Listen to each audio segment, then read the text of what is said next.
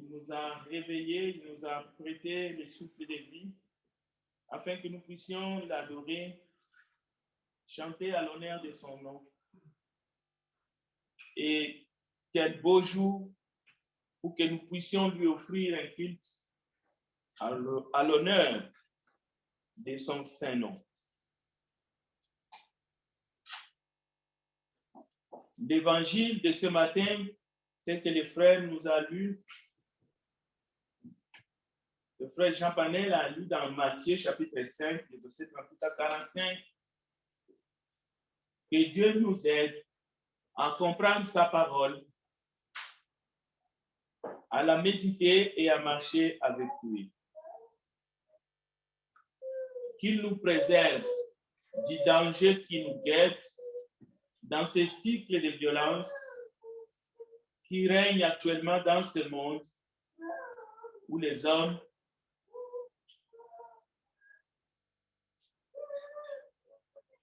glissent dans une voie que le diable a tracée, telle que le Seigneur nous l'a enseigné lui-même, œil pour œil, dent pour dent. Il nous a dit de ne pas tomber justement dans ce cycle de violence et de méchanceté.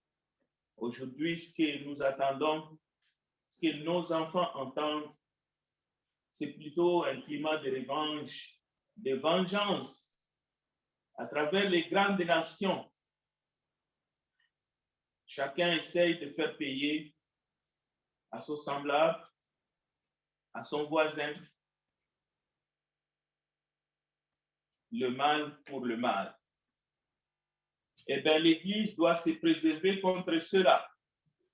C'est pour cela que le Saint-Esprit garde nos cœurs ce matin, afin que personne, qu'il ne vienne dans l'esprit des personnes que Dieu supporte le méchant, que Dieu épouse celui qui fait le mal. Parce que quand vous lisez à partir du verset 40 ou même 43, vous avez appris qu'il a été dit: tu aimeras ton prochain et tu haïras ton ennemi. Mais moi, je vous dis, aimez vos ennemis, bénissez ceux qui vous maudissent, faites du bien à ceux qui vous haïssent et priez pour ceux qui vous maltraitent et qui vous persécutent, afin que vous soyez fils de votre Père qui est dans les cieux, car il fait lever son soleil. Il fait lever son soleil sur le méchant et sur le bon. Il fait pleuvoir sur le juste et sur les injustes. Que Dieu garde nos cœurs de penser une seule seconde que Dieu soutient le méchant. Que Dieu justifie la méchanceté. Parce qu'aujourd'hui, vous pouvez vous faire taxer d'un pro ceux-là ou d'un pro les autres. Mais nous voulons rester dans la perspective de la parole de Dieu. Et ce n'est pas le message que le monde nous envoie. Au fait, c'est à l'Église d'envoyer le message du Seigneur Jésus-Christ tel qu'il nous l'a enseigné dans sa parole.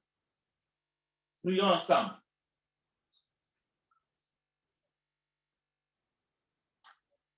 Sois béni, tendre Père, toi qui règnes là-haut et qui nous vois ce matin réunis en ces lieux. Merci pour ta présence parmi nous, car tu habites en nous par ton esprit. Et que ta parole rayonne dans nos vies et que nous puissions la confesser dans ce monde, malgré la méchanceté des hommes, malgré l'esprit de la vengeance qui règne dans ce monde, malgré la haine, le mal et tout ce que nous pouvons constater. Bénis ta parole, bénis tes enfants, accorde-nous la paix, la joie de l'esprit, la joie du salut, afin que nous puissions vivre avec toi éternellement. Lorsque notre Seigneur Jésus reviendra dans ce monde pour nous chercher. Gloire et louange à toi. En ton nom, Seigneur Jésus, nous avons ainsi prié. Amen. Donc, l'Évangile nous enseigne qu'il ne faut pas réagir rapidement à la provocation, qu'il ne faut pas réagir rapidement à toute méchanceté, qu'il ne faut pas rendre le mal pour le mal. Lorsque vous êtes provoqué, lorsque vous êtes bombardé, ne réagissez pas rapidement, car c'est le plan de Satan que les êtres humains plongent dans un cycle de violence et même de menaces nucléaires, parce que son but, c'est d'instaurer la peur. Son but, c'est de faire que les gens vivent dans la peur et dans l'angoisse. Comme ça, ils vont abandonner complètement et totalement la foi. Et derrière toute méchanceté, derrière toute menace, sachez qu'il y a Satan qui se cache derrière la personne qui vous menace. Derrière la personne qui vous provoque, le diable est en embuscade. Il se cache parce que c'est son astuce. C'est comme ça qu'il agit. Le mieux, selon le Seigneur Jésus, c'est de rester calme le plus possible. Oui, il faut utiliser la parole, parce que le Seigneur lui-même a utilisé la parole face à Satan dans le désert et dans d'autres circonstances.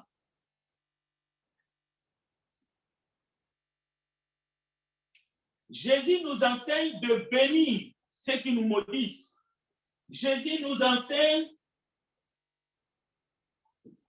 de ne pas répondre à la provocation, de rester calme, de prier. Oui, de prier pour les méchants. Donc, Jésus voulait nous prévenir et aujourd'hui, nous comprenons mieux l'enseignement du Seigneur par tout ce qui se passe dans le monde. Qui dira qu'il ne comprend rien, à moins qu'il soit aveugle, mais aussi sourd, c'est-à-dire qu'il n'entend rien de tout ce qui se passe à la radio, à la télévision.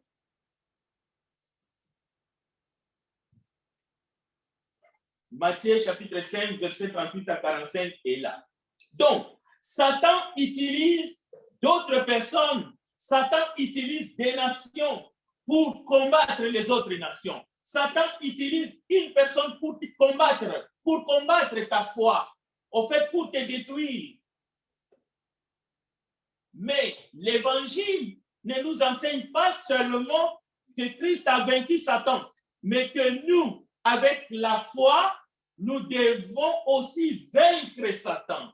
C'est-à-dire face à la provocation, face aux menaces, nous devons sortir victorieux, mais par celui qui nous a tant aimé, Jésus-Christ. Il ne s'agit pas de dire que je suis chrétien, je dors tranquille, Jésus a déjà gagné la bataille pour moi et lorsque les épreuves sont là, nous ne croyons qu'à une chose, à tomber et à venir demander pardon. Non, ça ne fonctionne pas comme ça. Parce que vous risquez de tomber sans se relever. C'est-à-dire vous risquez de perdre votre vie, de mourir physiquement et de mourir spirituellement et votre âme sera perdue pour l'éternité. Donc, nous allons voir l'exemple d'un homme comme nous, Job, qui a vaincu Satan déjà dans les temps. C'est-à-dire avant la venue du Rédempteur dans ce monde, bien qu'il était toujours là. Parce que Jésus, avant sa naissance, il existait. Alors, dans le livre de Job, voici comment Job a vaincu Satan. Satan le meurtrier, Satan le méchant. Dans ses agissements, bien que voilés, bien que cachés, Job a dit, nu, je suis né. Écoutez bien, c'est là où se trouve le piège. C'est là où vous allez vaincre ou vous n'allez pas vaincre. Si ces paroles ne se retrouvent pas dans votre cœur, dans mon cœur, dans le cœur de tout être humain, vous ne pouvez pas tenir devant le diable une seule seconde. Job dit, ni je suis né, et c'est vrai, ni je mourrai. C'est avec ces mots, c'est avec cette conviction qu'il a vaincu Satan. Il a ajouté ceci. L'Éternel a donné, puis l'Éternel a ôté. L'Éternel a béni, béni soit son nom. Voilà le secret de la victoire de Job. C'est avec ces paroles que Job a vaincu Satan. Et aujourd'hui, toute confusion, toute guerre, toute méchanceté trouve sa source dans ce qui est matériel d'abord. C'est dans le profit. C'est dans le matérialisme. C'est dans l'amour du pouvoir et l'amour de l'argent.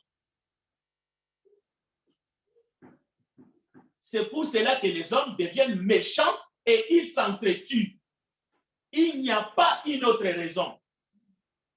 Mais Job a dit, il a reconnu, bien qu'il avait toutes ces choses, il avait des habits, il avait des richesses, il avait tout, mais lorsque en face du diable, il a reconnu que ni il est né et ni il retournera à Dieu, et il a reconnu que Dieu a donné et Dieu a ôté. Ces paroles ne sont pas les paroles des funérailles.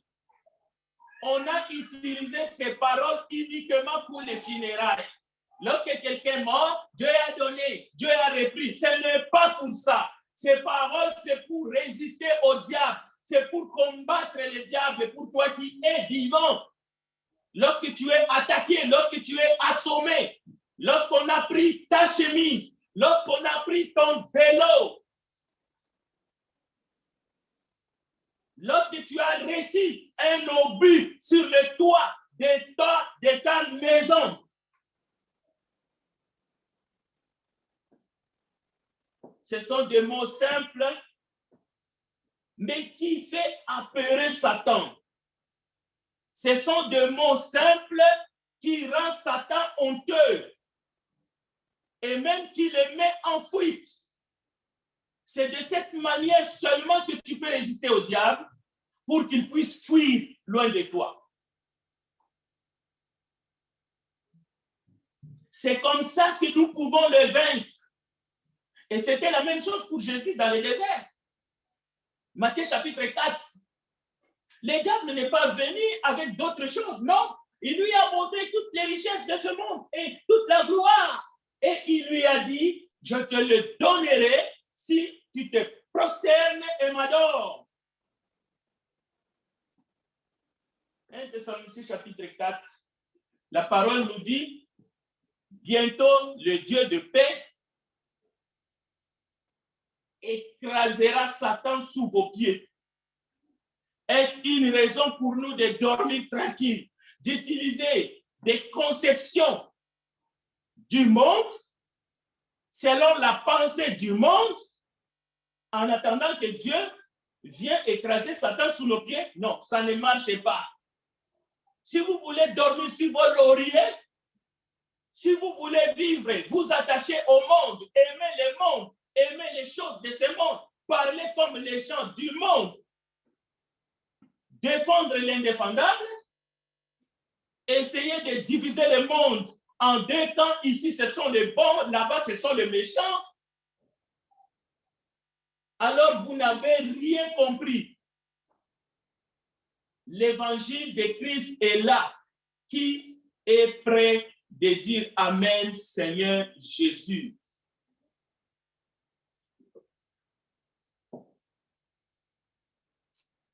Oui, les frères Patou nous a dit, bientôt nous allons revêtir des corps glorieux et nous serons toujours avec le Seigneur. Mais nous sommes encore dans ce monde. Quelle est notre vision étant dans ce monde? Est-ce que nous pensons comme le monde?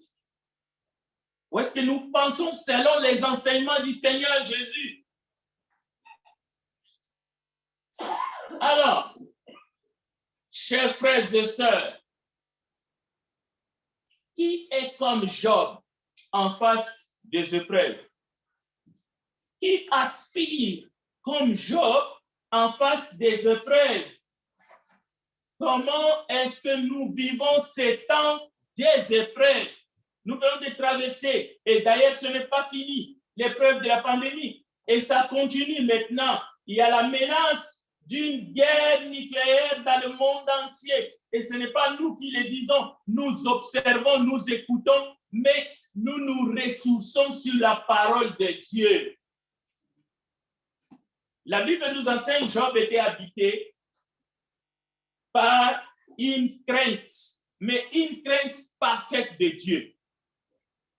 Cela veut dire qu'il recherchait chaque jour continuellement à marcher selon la volonté divine.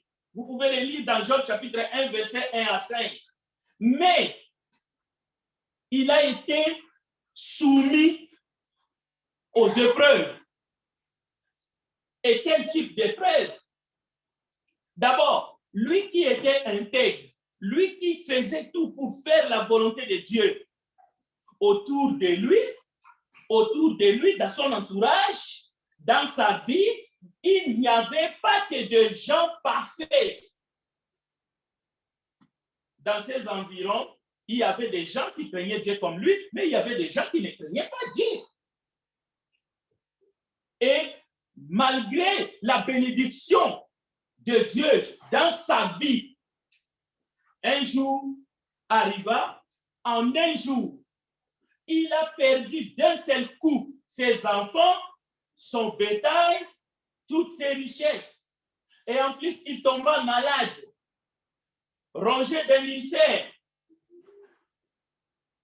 Et en plus, il a perdu le soutien de sa femme, qui lui proposa de maudire Dieu et de mourir. C'est beaucoup tout ça. Eh bien, c'est la même chose aujourd'hui. Nous voyons à la télévision des gens, en un clic, ils ont tout perdu. Est-ce que cela nous enseigne quelque chose? Est-ce que cet enseignement, ce texte est loin de nous de 1000, 2000, 3000 ans? Ou est-ce que nous sommes en train de le voir et de le vivre aujourd'hui? Et vous et moi, comment réagirez-nous si d'un coup, il vous arrive de tout perdre et vous êtes là, vous restez, et en plus de cela, il y a une maladie qui vous colle à la peau, où personne ne peut même s'approcher de vous, et en plus, vous perdez justement la compagnie ou les soutiens de votre mari ou de votre épouse. Ça, c'est sur le plan de la foi.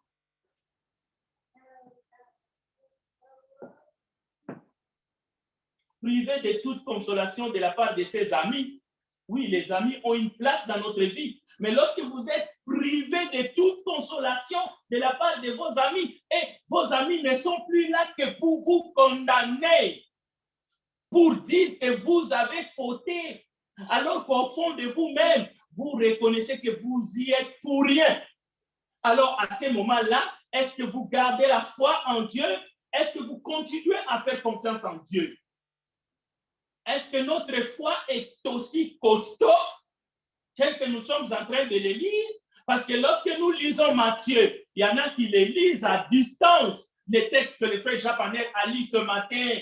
Mais ici, nous sommes déjà dans un texte qui date. Mais ces textes qui datent, l'histoire de Job est d'actualité aujourd'hui dans ce monde.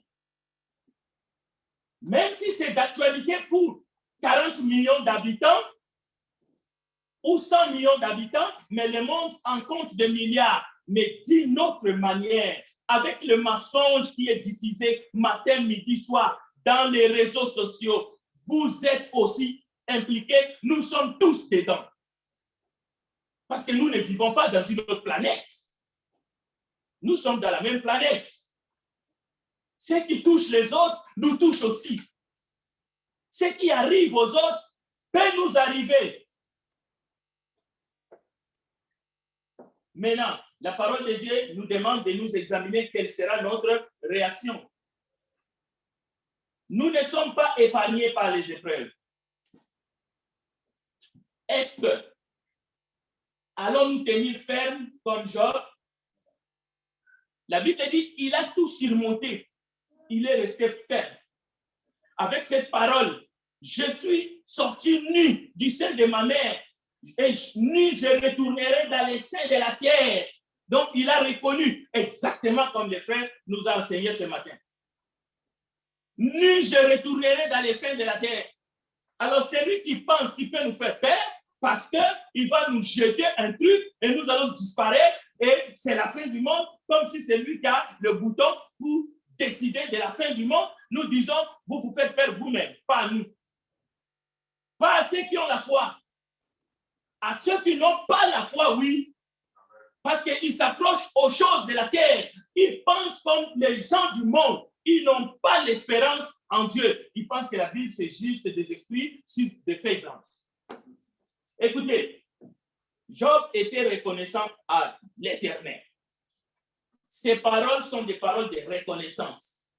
Lorsque la Bible nous dit « Rendez grâce en toutes choses », car c'est à votre égard la volonté de Dieu en Jésus-Christ, la Bible est en train de nous enseigner que nous devons être reconnaissants en Dieu en toutes circonstances.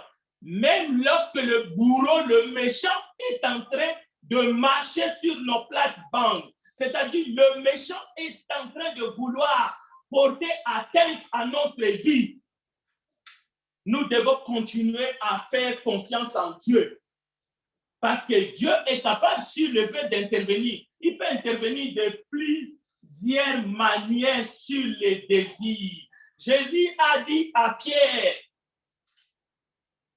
arrête. Celui qui prendra l'épée périra par l'épée. Et Jésus est allé plus loin. Il a dit, si je veux, je peux demander à mon Père. Il va m'envoyer combien? 12 légions d'anges. Mais après, Jésus, qu'est-ce qu'il a fait? Il a pris l'oreille qui a été arrachée par un couteau, l'oreille de Malchus, il a remis ça en place. Et cette oreille-là coupée qui saignait, le sang a cessé de couler. L'action de grâce est une puissance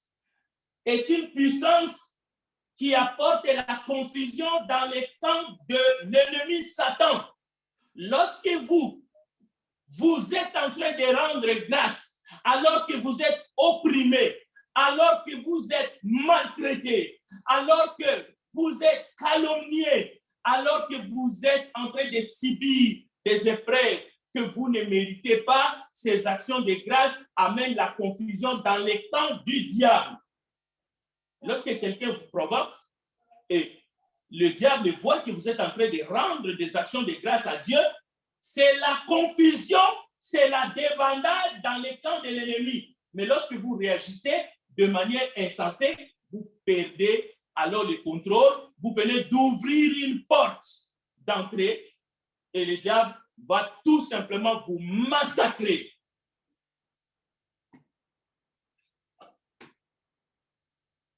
Les plaintes, les complaintes, ce n'est pas cela qui va nous aider à traverser les épreuves. Nous sommes en train de traverser des épreuves qui ne sait pas. Regardez, tranquillement, nous sommes en train de nous réunir de nouveau en ces lieux comme avant. Les choses ne sont pas les mêmes. À moins d'être aveugles, mais tranquillement, nous sommes en train de revenir en ces lieux pour adorer les dieux vivants, comme dans le passé. Mais nous sommes en train de traverser encore ces épreuves. Et ce n'est pas fini. Et nous devons garder la foi. Chacun doit être en mode combat spirituel chez lui. Chacun doit penser à son frère ou à sa sœur dans la foi, mais aussi au monde. Et nous devons prier pour le monde. Mais nous ne devions pas prendre parti, mais dans ce qui nous rabaisse, dans ce qui démontre que nous avons perdu le principe, nous avons perdu les enseignements de Christ et nous sommes en train de trembler au fait.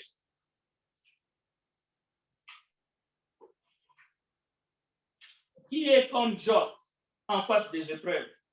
Les épreuves ne finiront jamais, jamais, tant que nous vivrons et nous serons ici-bas.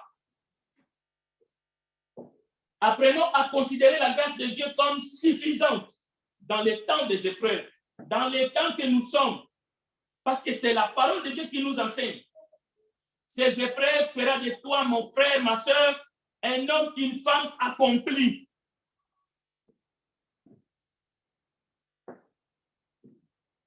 Mais il faut que la crainte de Dieu soit tapie dans le cœur de ceux qui confessent le Seigneur Jésus-Christ. Voilà comment nous pouvons vaincre les diables. Parce que les diables n'amènent pas toute cette confusion dans le monde, y compris ces épreuves et même les tentations, pour rien. Il y a une victoire qui est définitive, une victoire qui est certaine, une victoire qui est finale. Mais il y a des petits combats que nous devons vaincre chaque jour par la foi, mais en s'accrochant à la victoire que Christ a déjà l'emportée. Christ a déjà vaincu Satan. Mais cela ne signifie pas qu'avec notre foi, étant dans le corps, nous serons là, les mains croisées, les pieds croisés, à ne rien faire. À regarder seulement ce qui se passe et en professant de faux jugements, même en parlant comme les gens du monde, en essayant de susciter justement l'esprit de vengeance, n'approuvez rien qui est contraire à la pensée de votre Père qui est dans les cieux.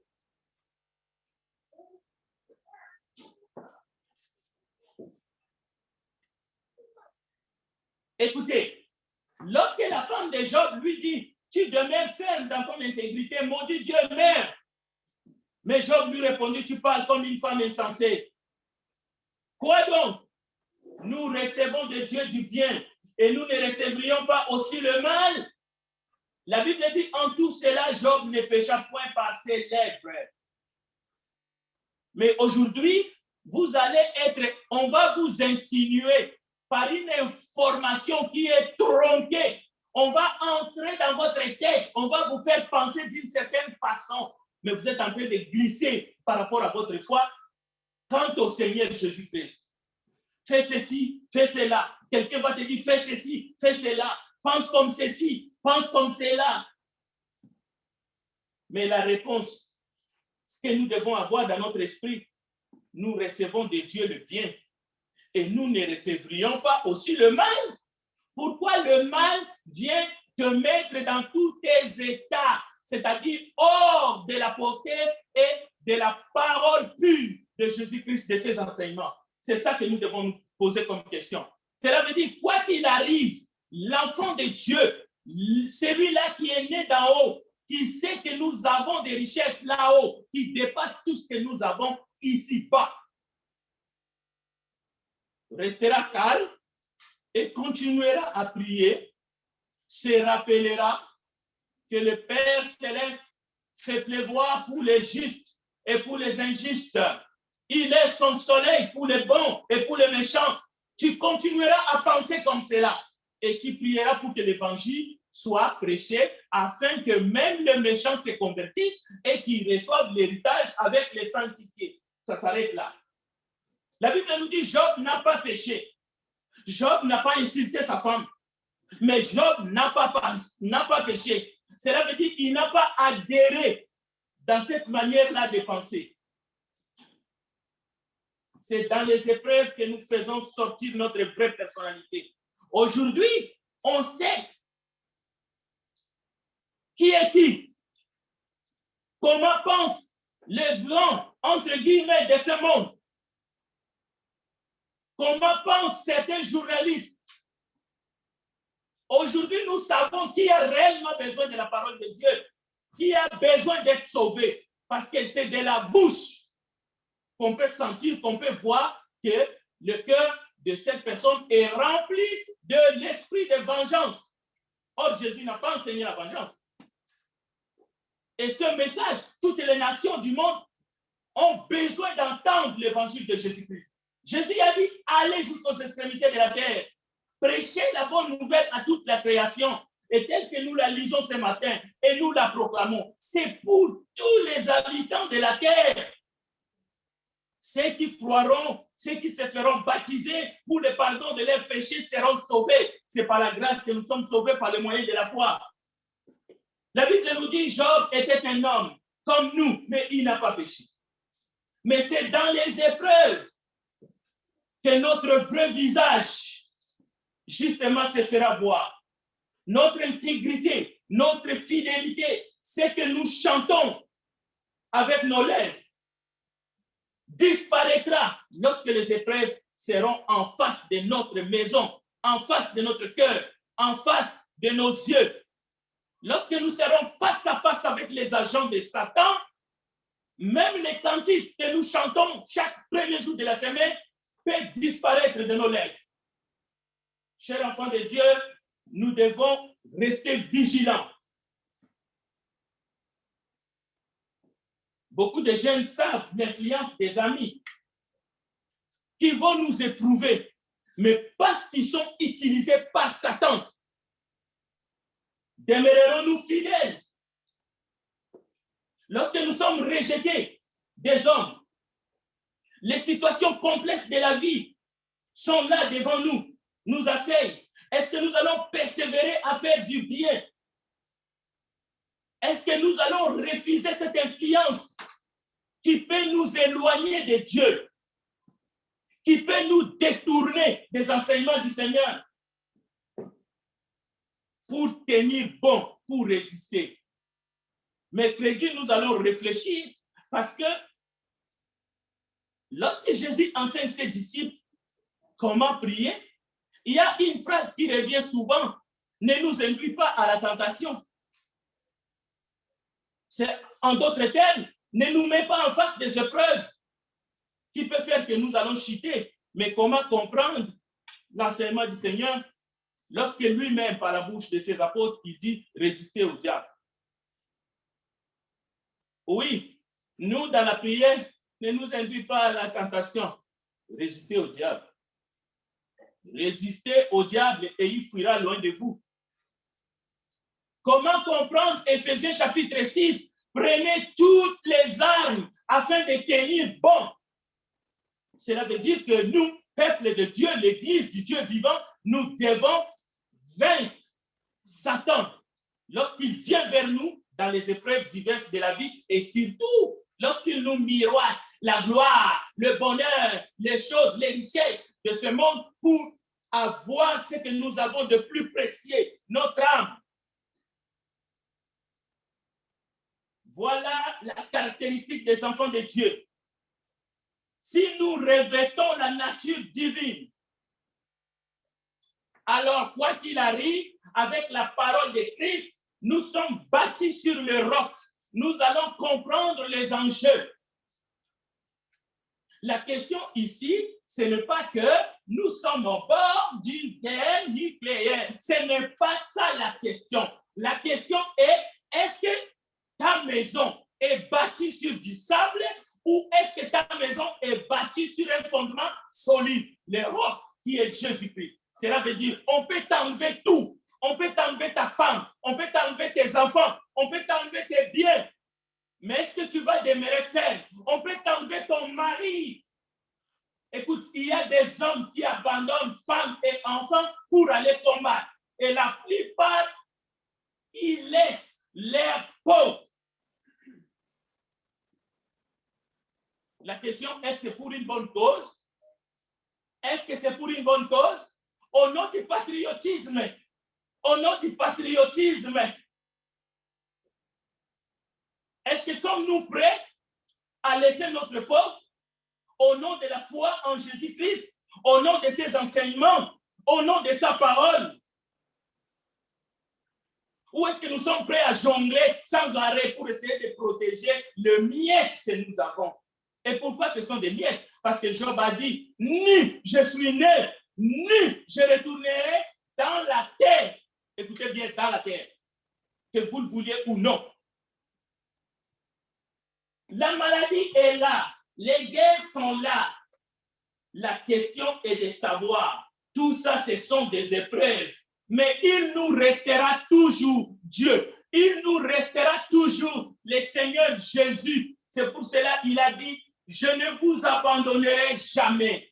Même dans la vallée de l'ombre de la mort, cela veut dire la mort peut venir. Les pharaons sont passés, mais lui, le Seigneur sera toujours avec toi au-delà de la tombe. Donc, c'est ça le message de l'évangile que le monde a besoin, chers frères et sœurs. Job avait une espérance et une patience à toute épreuve. Je répète, il n'avait pas seulement une foi, mais il avait l'espérance à toute épreuve. Job chapitre 19, versets 25 à 27. Écoutez ce qu'il a dit. Mais je sais que mon Rédempteur est vivant et qu'il s'élèvera le dernier sur la terre. Quand ma peau sera détruite, quand ma peau sera détruite, il s'élèvera. Quand je n'aurai plus de chair, je verrai Dieu. Je le verrai et il me sera favorable. Mes yeux le verront et non ceux d'un autre. Mon âme languit d'attente au-dedans de moi. Cela veut dire quoi? Notre justice propre, notre propre justice, notre droiture, rien que nous puissions faire étant dans ce corps, dans ce monde, ne nous épargnera des épreuves.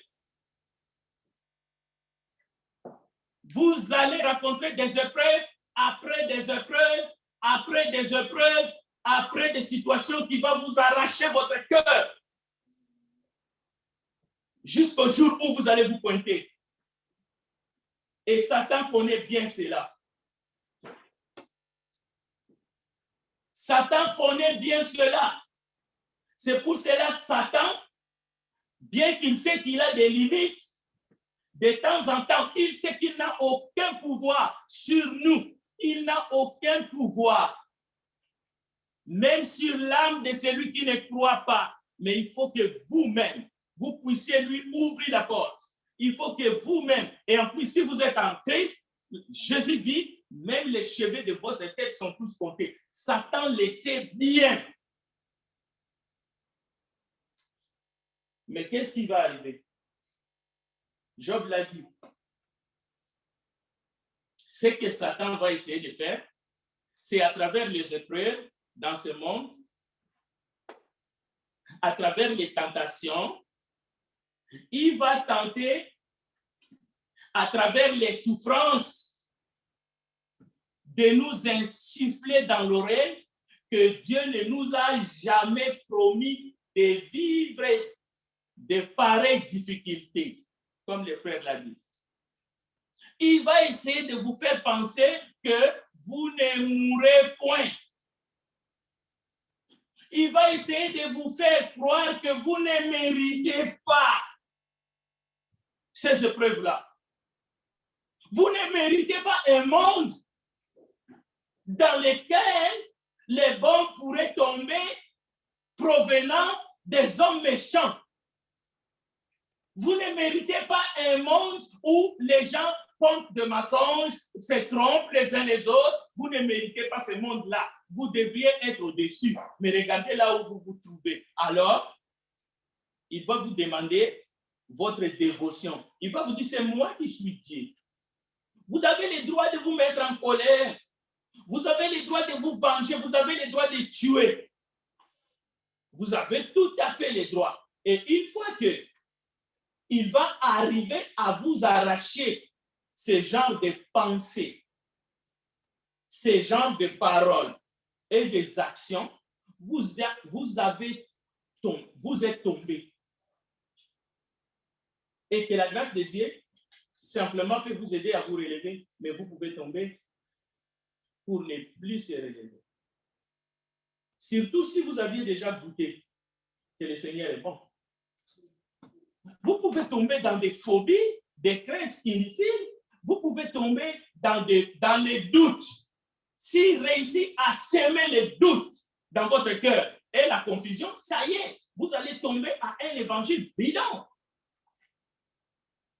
C'est ce qu'on appelle l'évangile de la prospérité. Vous allez vendre votre âme. Vous allez vendre votre héritage spirituel pour des choses temporaires de ce monde. Écoutez, quand nous traversons les épreuves, quand nous sommes devant l'incompréhension, si nous gémissons au-dedans de nous, si nous avons l'impression que nous sommes submergés par les brouillards, par les ténèbres, cela veut dire que la parole de Dieu s'est enfouie de notre cœur. Mais ce que nous devrions savoir, tel que c'est écrit dans Ésaïe chapitre 8, verset 23, je cite, « Les ténèbres ne régneront pas toujours sur la terre, où il y a maintenant des angoisses. » Cela veut dire, quelles que soient les menaces, quoi qu'il arrive, la parole de Dieu déclare que le ténèbre ne régnera pas toujours sur la terre, là où règnent des angoisses actuellement. Cela veut dire que nous devons reconnaître que à Dieu, toute la puissance et toute la gloire, le Seigneur reviendra, écoutez, pour rendre à chacun selon ce qu'il a fait état dans son corps. Donc, nous ne sommes pas de perdants. Au contraire, nous devons vaincre le diable et Jésus a déjà vaincu pour nous. Donc, nous devons nous accrocher à cette victoire et dire des paroles sensées au diable. Lorsqu'il vient nous mettre en épreuve, lorsqu'il vient mettre notre foi en épreuve, lorsqu'il vient nous tenter afin que nous puissions fauter et que nous puissions tomber. Lamentation de Jérémie chapitre 3, le verset 21 à 25, même jusqu'à 26. Nous allons les lire, écoutez bien. Voici ce que je vais repasser en mon cœur, ce qui me donne l'espérance. Les bontés de l'Éternel ne sont pas épuisées, madame. Les bontés de l'Éternel ne sont pas épuisées, messieurs, pour toi, pour ta famille et même pour cette génération. Ses compassions ne sont pas à leur terme. Elles se renouvellent chaque matin. Oh, que ta fidélité est grande. L'Éternel a de la bonté pour qui espère en lui, pour l'âme qui le cherche. Il est bon d'attendre en silence les secours de l'Éternel. Que Dieu bénisse sa parole et qu'il nous bénisse tous richement. À Dieu soit la gloire éternellement. Chantons les chants d'appel et nous allons prier pour demander la grâce de Dieu.